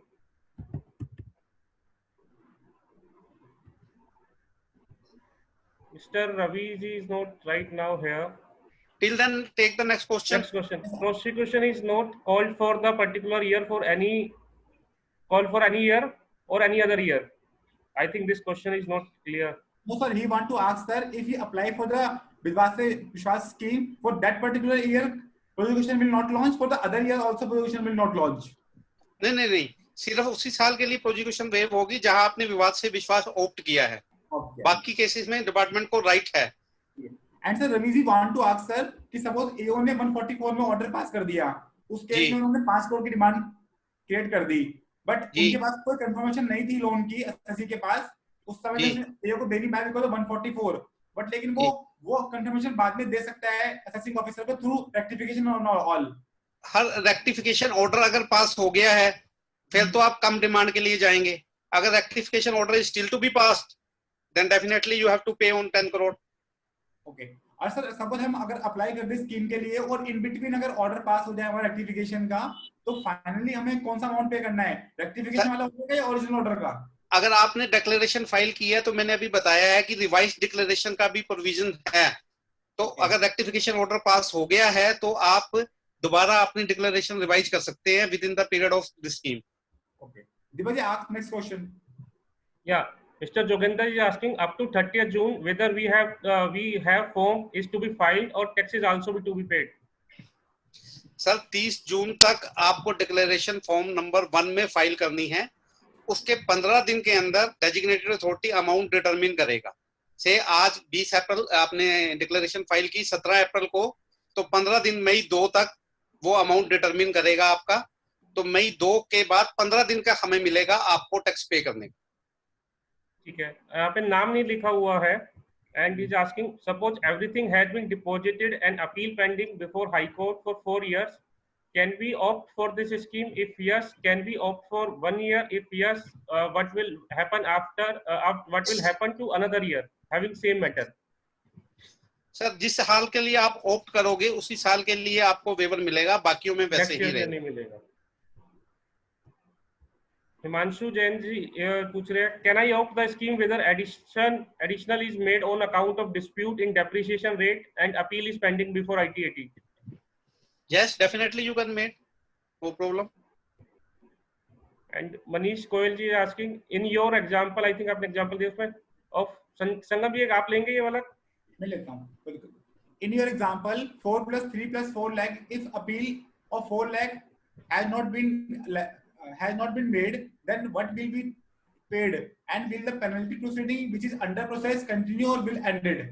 तो suppose करो assessing officer ने अपने order में 3 addition करी है, 4 3 4 की basically, और हमने सिर्फ एक पॉइंट के आगे हमने अपील फाइल करी है CIT अपील के आगे जी. तो अब इनका एक क्वेश्चन है बेसिकली, तो हम जो 4 लाख रुपए सिर्फ उसके अगेंस्ट जा सकते हैं स्कीम के अंदर, या तो बाकी अमाउंट है 4 + 3 + 3 उसके अगेंस्ट जा सकते हैं? ठीक है सर, मैं बताता हूँ. 11 लाख रुपए आपके टोटल पेंडिंग थे, 4 लाख रुपए को कंटेस्ट किया है. तो मैंने शुरू में ही बताया जहां विवाद है वहीं विश्वास है. तो विवाद ही आपका 4 लाख के लिए है. 7 लाख तो आप मान गए, आपने अपील की ही नहीं, तो 4 लाख के लिए ही आप ऑप्ट कर सकते हैं. बाकी के लिए आपको लेकिन यहाँ पे एक बहुत जरूरी बात है कि 4 लाख के लिए तो आप ऑप्ट कर रहे हो, लेकिन उससे पहले बाकी 7 आपको जमा कराने पड़ेंगे अगर नहीं जमा कराए हैं अभी तक. तो स्कीम में जाने के लिए सर, स्कीम में जाने के लिए आपको पहले 7 जमा कराने पड़ेंगे, क्योंकि वो भी एडिशन हुई है, डिस्प्यूटेड टैक्स है. वो डिस्प्यूट आपने मान लिया था, बाकी को आपने चैलेंज किया हुआ है. ऐसा नहीं हो सकता कि आपको जी उसका तो भी मैं इंटरेस्ट और पेनल्टी जमा नहीं कराता उस अमाउंट की, बाकी की मेरे से ले लो, तो ऐसा नहीं है. So there is another question from Mr. Himanshu Jain. Can I opt the scheme where dispute is regarding the rate of depreciation? ये तो क्वेश्चन हो चुका है already. There is another question from Mr. Brijesh Agarwal. Assessment completed and demanded tax on addition and interest there on also demanded, but no penalty imposed up to date of appeal. Notice issued on non-tax audit. Can AO impose penalty for non-tax audit? दोबारा है बोल देंगे, आवाज बंद हो गई थी. हाँ sir. Mr. Brijesh Agarwal is asking assessment completed and demanded tax on additional and interest thereon also demanded, but no penalty imposed up to date of appeal. Okay. Notice issued for non-tax audit. Can AO impose penalty for non-tax audit? The assessee opt for the scheme. मतलब उसका एक original order pass हो गया है, उस समय उसने भी टैक्स ऑडिट समझ गए सर। इसमें ऐसा है, जो आपकी इनकम से रिलेटेड पेनल्टी हैं, जैसे 270A की जो लगती है अंडर रिपोर्टिंग और मिस रिपोर्टिंग की, वो तो वेव हो जाएगी, लेकिन जो आपकी ऑडिट ना कराने की पेनल्टी है वो ऑल टुगेदर डिफरेंट है। ओके। तो उसमें आपको पेनल्टी अमाउंट का 25% जमा कराना पड़ेगा अगर आप विवाद से विश्वास में जाना चाहते हैं। Okay. Deepak ji, want to take next question? Yes. Anil Goyal ji वाला क्वेश्चन है, उसके ऊपर वाला। Can I file विवाद से विश्वास for penalty under section 271(1)(b) when quantum appeal is also pending, not going for विवाद से विश्वास in quantum? Sir, it is already mentioned in fact issued by the CBDT question number 8, I think, कि अगर आप quantum appeal है और आप फिर penalty को खत्म करना चाहते हैं, ऐसा पॉसिबल नहीं है। आप टैक्स पे कर दीजिए, पेनल्टी अपने आप खत्म हो जाएगी। ठीक है सर। अनिल गोयल जी पूछ रहे हैं, व्हाट इज द पेनल्टी है जिसमें नॉन अपीयरेंस वाली पेनल्टी होती है सर, जो। हाँ जी, ये सर 271B की पेनल्टी है नॉन अपीयरेंस की। हाँ जी, वो वाला केस है सर ये। वो वाला केस है, उसमें आप 10,000 रुपए जो पेनल्टी लगती है उसका 25% 2500 रुपए पे कर दीजिए, ऑलरेडी कवर हो जाएगा। लेकिन अब आपको यहाँ पे डिक्लेरेशन एक ही फाइल करनी है। हमारा एक्चुअल में फाइल कैसे करना है वो वाला प्रोसेस सारा रह गया है। तो या तो हम एक अलग वेबिनार करें जिसमें सारी चीजें क्लियर हो सके, या कभी नेक्स्ट टाइम जैसे भी मौका मिले। अनिल गोयल जी asking, what is the meaning of disputed? Is it differential amount of tax calculated by department minus agreed by the assessee? Sir, disputed tax क्या है? आपने अपनी इनकम में जो टैक्स पे कर रखा था प्लस एओ ने ये एडिशन कर दी, उसके ऊपर जो टैक्स बन रखा था। सपोज आपका 50,000 रुपए का टैक्स ऑलरेडी पे था, एओ ने एडिशन की, उसके बाद 2 लाख का टैक्स हो गया। 50 माइनस 200 तो 1.5 लाख रुपए जो बचा वो आपका डिस्प्यूटेड टैक्स है। अब उसमें ये देखना पड़ेगा कि आपने चैलेंज कितना कर रखा है आगे से। वो 3 डिफरेंट एडिशंस थी, आपने एक एडिशन के अगेंस्ट कंटेस्ट कर रखा है, 2 मान गए, तो उतना ही डिस्प्यूटेड टैक्स होगा डिक्लेरेशन फाइल करने के लिए जितना आपने कंटेस्ट कर रखा है, बाकी तो आप मान ही गए। Next question is, suppose a company X has received a certain amount of interest under section 244A in assessment year 2010-11 as the amount of advance tax and TDS exceed the amount of tax payable. During the assessment proceeding, assessing officer made certain amount of addition which turned tax refund amount to the tax liability. Therefore, we withdrew the amount of interest under section 244A. Now, if company X opt for Vivad se Vishwas scheme, will it be required to refund the interest amount? No, there is no need to refund that interest amount. Okay. Next question एक question ऊपर है क्योंकि मनीष जी का question रह गया ऊपर एक। मनीष जी का क्वेश्चन ठीक है sir. if any amount has been recovered by TRO via bank attachment, then how much we have to deposit? Will the amount recovered by the department before availing Vivad se Vishwas to be reduced or not? Definitely, any amount you have paid for which you have having the proof, the same definitely will be deducted. Suppose total tax liability is 50 lakhs and 20 lakhs is recovered by attaching your bank account. Balance 30 lakhs has to be paid. ठीक है। Next question is from the Virender Gupta ji.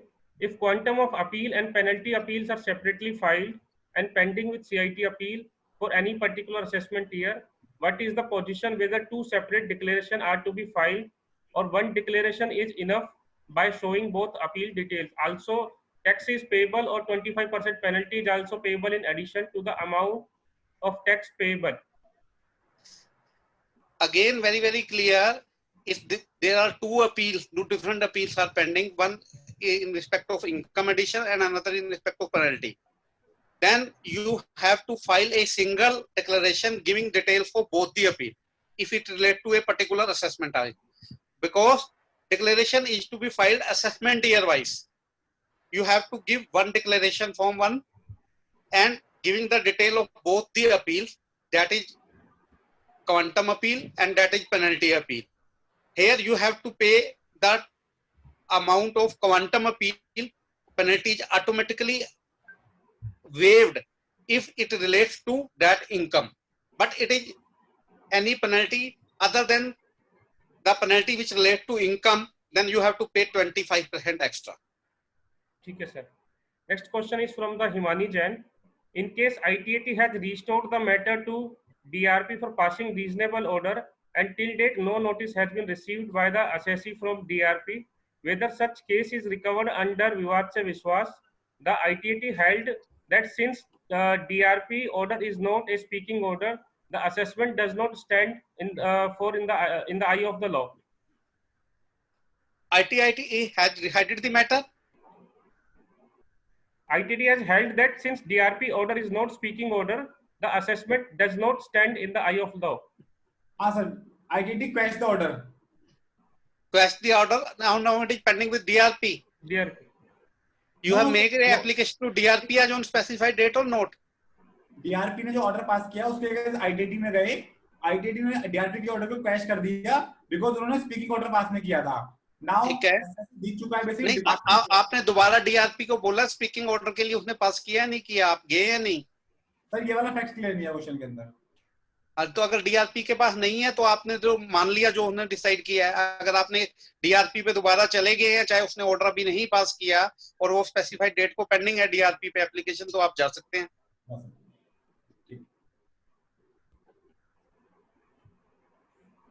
ये ऊपर वाला question हो गया mister Manoj Agarwal का. हाँ, ऊपर वाला नहीं, मनोज अग्रवाल जी का बच रहा है, आप ले लीजिए वो. ठीक है sir. Mister Manoj Agarwal want to ask TDS return filed. Okay. Okay. Late fees asked to pay for late filing or return. Say return was late for 6 months or say 180 days. Thus late fees will be 36,000. No appeal filed yet, but time need for filing appeal is expired till date. Assume last date for the same was 5 फरवरी 2020. इनका कहने का मतलब ये है sir अभी appeal file करने का time expire नहीं हुआ है. 31 जनवरी को अपील फाइल किया सकती है, तो वो केस इस स्कीम में आ सकते हैं सर. आ सकते हैं सर, जहाँ पे अपील टाइम फाइल करने का टाइम एक्सपायर नहीं हुआ है. ठीक है. Next question Deepak ji. भुवनेश्वरी अग्रवाल जी का क्वेश्चन है, then how to proceed as my other appeal have been cancelled because of विवाद से विश्वास. संगत जी पहले लिया वो मैं क्लैरिफिकेशन देना चाहूंगा. जब हम स्कीम के लिए अप्लाई करते हैं ना, उस समय हमने कोई विड्रॉ का प्रूफ नहीं लगाना. जब हम पेमेंट करने के बाद जमा कराएंगे उस समय प्रूफ लगाना है कि हमने अपील अपनी वापस ले ली है. तो सर का भी क्वेश्चन वही है कि देन हाउ, कि अगर आपने सर्टिफिकेट इश्यू हो गया आपके पास पेमेंट करने के लिए, तो जब आप पेमेंट कर देंगे उसके बाद आपको अपील विड्रॉल का प्रूफ लगा के जमा करना डिपार्टमेंट के अंदर चलाना. नहीं सर, मैं थोड़ा सा बताना चाहूंगा यहाँ पे. अगर अपील आपकी कमिश्नर अपील्स या ITAT के पास पेंडिंग थी, then it is deemed to be withdrawn, no proof is required. But it is pending with High Court or Supreme Court or any other form, then you have to withdraw the appeal and submit the proof of the same with the along with the payment of tax in form number 4. Yes. तो sir इनका एक question था कि suppose मैंने वो appeal withdraw कर ली है जी, अब मैं टैक्स जमा नहीं करा पाया बेसिकली मैं जी, तो अब उस केस में मेरी अपील का क्या होगा? अपील तो रिवाइव हो जाएगी दोबारा, क्योंकि ये माना जाएगा कि आपने कभी डिक्लेरेशन फाइल ही नहीं की थी. अच्छा, ठीक. So there is another question from Mr. Vimal Kothari. We have already paid tax, interest and penalty. Form filed on 12 March 2020. No order received from designated authority so far. What will be the position? When will be the order passed? तो अभी order pass नहीं हुआ है sir. इन्होंने scheme में form number 1 और form number 2 file कर दिए 12 मार्च को. अब तक डिपार्टमेंट से कोई कम्युनिकेशन नहीं आया. हाँ, वो अभी दिक्कत आ रही है. मैंने भी कुछ केसेस में फाइल किए हुए थे, अभी तक डिक्लेरेशन का जवाब नहीं आया. उस पे ये क्या क्लैरिफाई करते हैं, अभी दोबारा फाइल करनी पड़ेगी या दोबारा वो ऑर्डर का टाइम पीरियड बढ़ाएंगे, ऐसा भी पता नहीं क्या होगा, क्लैरिटी नहीं है. Okay. There is another question, sir. Remedy if we file declaration but payment is yet to be made done above 15 days delay. Fund are available but delayed due to lockdown. I think sir जिन्होंने मार्च में file किया किसी को certificate भी issue नहीं हुआ है sir. I think नहीं हुआ. कोई डिपार्टमेंट ने सिंगल सर्टिफिकेट भी इशू नहीं किया मेरे नॉलेज के according. And next question, if interest under section 234D can be waived, that is levied on assessment order. 234 D. E. D. Dehradun. D for Dehradun. Refund का होता है, रिफंड का सर, जब आपको डिपार्टमेंट रिफंड इश्यू करता है। हाँ जी इसी में इंटरेस्ट देता है सर आपको। हाँ जी, क्या पूछना चाह रहे हैं? इंटरेस्ट चार्ज करता है डिपार्टमेंट, अगर डिपार्टमेंट ने कोई आपको एक्सेस रिफंड दिया होता है पास के अंदर जी, तो दोबारा डिमांड आपकी डिटरमाइन होती है तो उस समय ये इंटरेस्ट चार्ज किया जाता है। तो अगर हम स्कीम में जाएंगे तो ये वाला इंटरेस्ट हमारा माफ हो जाएगा सर, जैसे बीओसी माफ होगा हमारा। हाँ बिल्कुल होगा। Okay,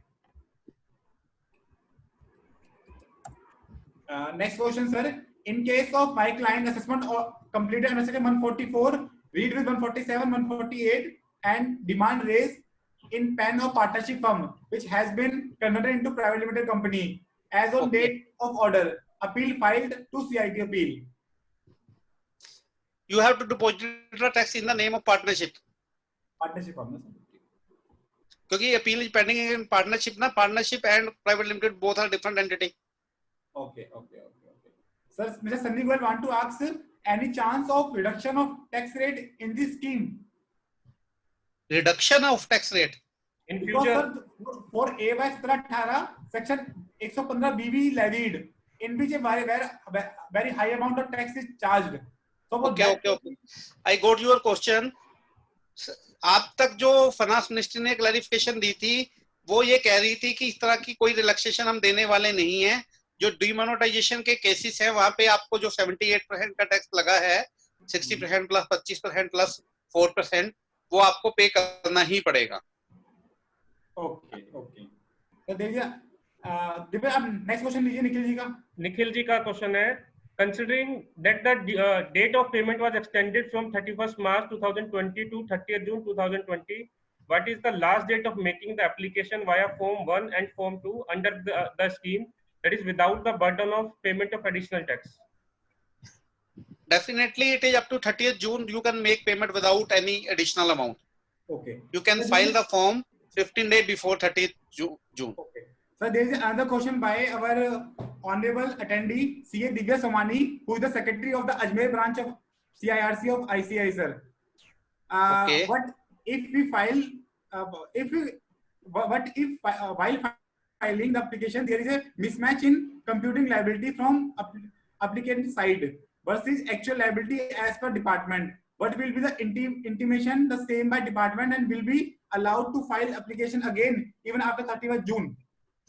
Yes sir, it is very very clear. If there is a variation and you are agree on that variation, तो आप दोबारा फाइल कर सकते हैं। लेकिन क्वेश्चन ये आ रहा है, मेरी 10 लाख रुपए की एप्लीकेशन भरी थी, डिपार्टमेंट कह रहा है 10 लाख नहीं 11 लाख था, मैं 1 लाख रुपए ज्यादा देने को तैयार नहीं हूं, मैं 10 लाख तो देने को तैयार हूं, 11 देने को तैयार नहीं हूं, तो क्या मैं उसको रिक्वेस्ट कर सकता हूं सेटल करने के लिए?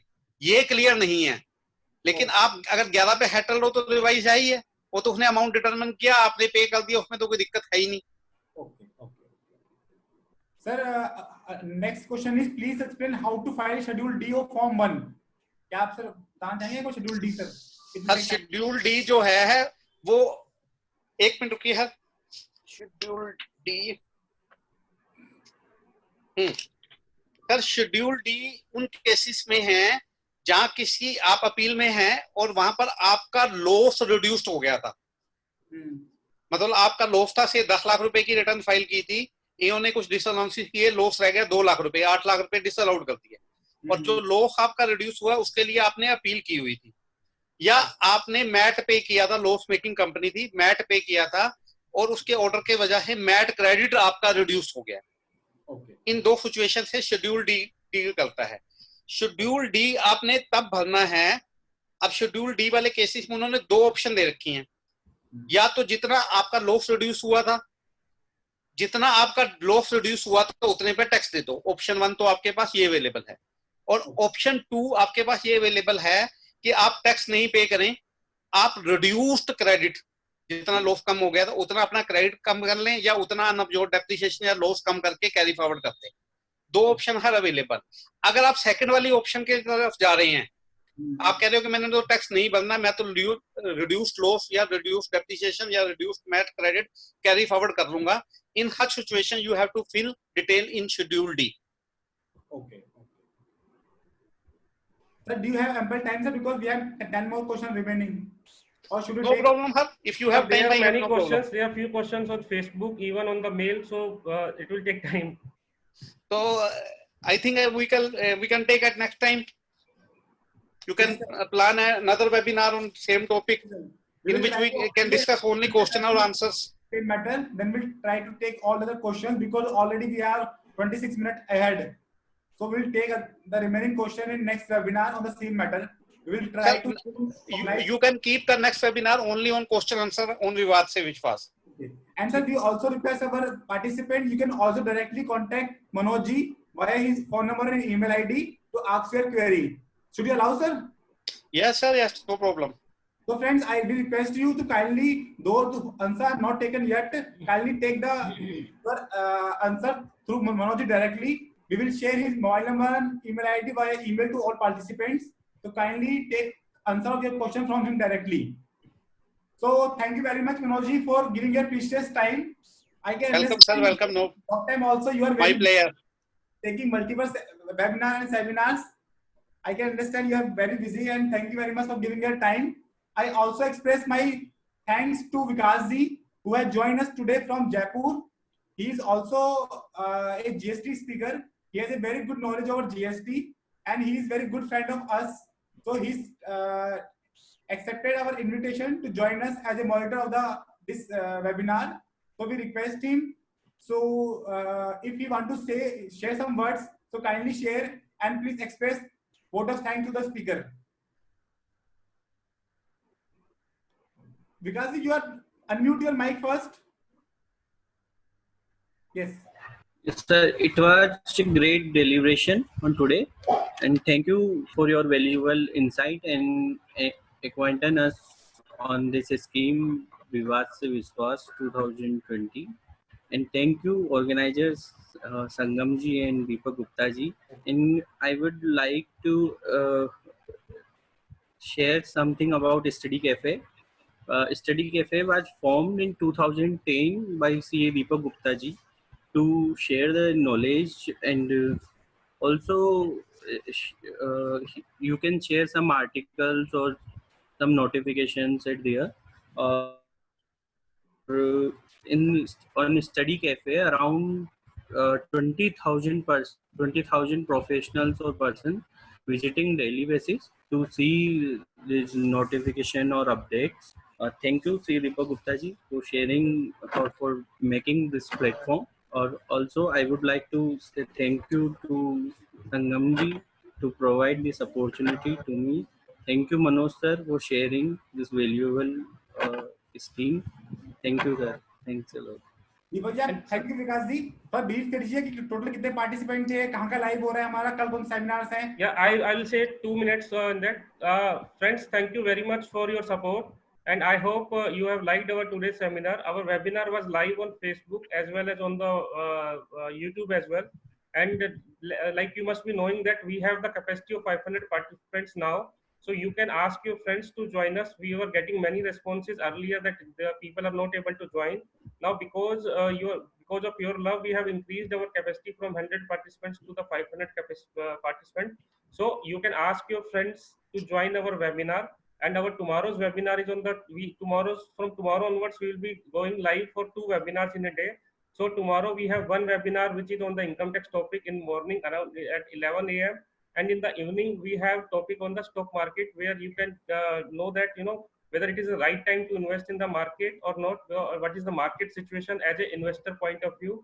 And friends, Vikas ji has said that Study Cafe was formed in 2010, and we are keep sharing articles on the daily basis, and there are good number of visitors visiting our website. So if you have any articles, you have written any articles, you have interest in writing articles, so you can share your articles with us on the email ID contact@studycafe.in, and your article will be published on our website. Also, I have already shared the link of our tomorrow's webinar, and also we have shared the link of our WhatsApp group, so you can join our group also, and you can join our tomorrow's webinar in advance. and I would like to thank you, Manoj ji and Sankalp ji and Vikas ji, for Sir, coming on this. how many participants have attended today's seminar? Sir, today's seminar, 150 participants was live on this Zoom platform, and around 40 participants were live on the YouTube and Facebook. I was not able to check. Okay. So thank you very much, Manoj ji, and Welcome, sir. Kindly अपनी blessing बनाए रखना sir. हम sir दोबारा हमेशा. And sir, it's your blessing that अभी भी हमारे question answers, you must be knowing that we are getting questions on mail, WhatsApp. On WhatsApp also I've got 5 questions, and I told them to take the questions after the session. But since our session is already going beyond by 30 minutes, so we are not able to take that Q&A. And sir एक काम और कर सकते हैं हम. Yes sir. ये आप question मेरे को भेज दीजिए, इसका हम एक फैक्ट तैयार कर सकते हैं और फैक्ट के थ्रू मैं आपको रिप्लाई कर सकता हूँ. ठीक है सर. ठीक है सर. ठीक है. Thank you very much, sir. Thank you. Thank you. Welcome, sir. Welcome, sir. Thank you, sir. Thank you. Join tomorrow. Thank you.